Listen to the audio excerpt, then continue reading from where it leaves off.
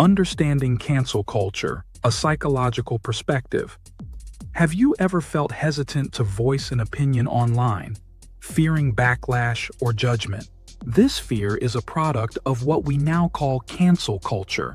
But what exactly is cancel culture, and how does it affect individuals and society? Let's dive into the psychological side of this phenomenon and understand its true impact. What is cancel culture? Cancel culture, at its core, refers to the practice of holding individuals or organizations accountable for problematic behavior, often by boycotting or publicly shaming them.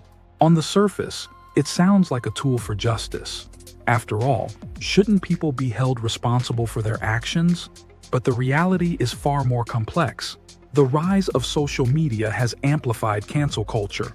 Platforms like Twitter and Instagram allow millions to join in on public condemnation, sometimes within hours.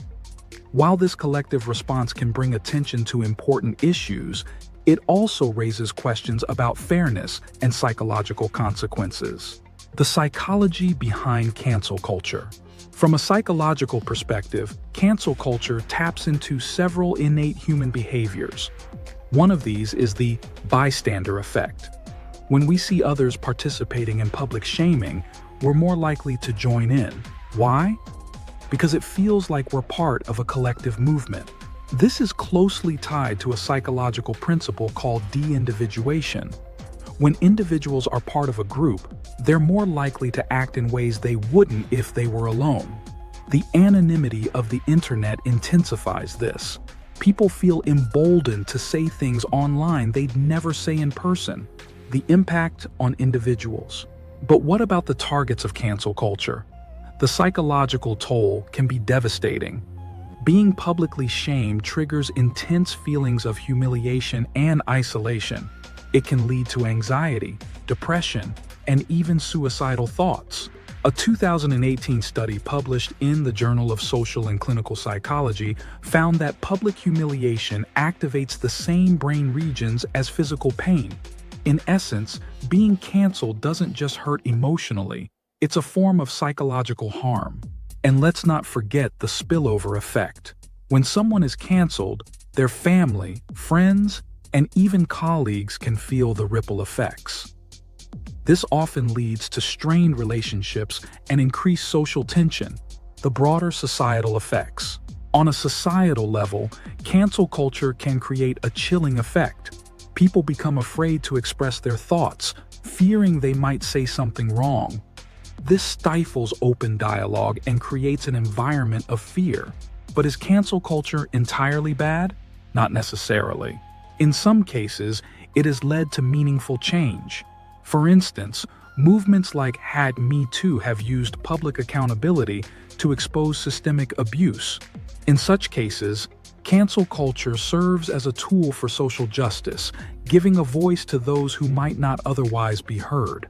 However, there's a fine line between accountability and mob mentality.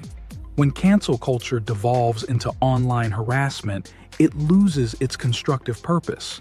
Navigating cancel culture responsibly. So how can we navigate cancel culture in a healthier way? Here are a few practical suggestions. First, pause before you react. When you see someone being called out, take a moment to evaluate the situation. Ask yourself, is the criticism fair and constructive, or is it driven by anger and assumptions? Second, focus on education rather than punishment. Instead of canceling someone, consider having a conversation. Offer resources or insights that can help them grow. People are more likely to change when they feel supported rather than attacked. Third, remember the power of empathy. Try to put yourself in the other person's shoes. Would you want to be judged for a single mistake or tweet from years ago? And finally, be mindful of your own online behavior. Avoid joining the mob unless you've thoroughly understood the context. As the saying goes, don't throw stones if you live in a glass house. In conclusion, cancel culture is a double-edged sword. It has the potential to bring about justice, but it also carries significant psychological and societal risks.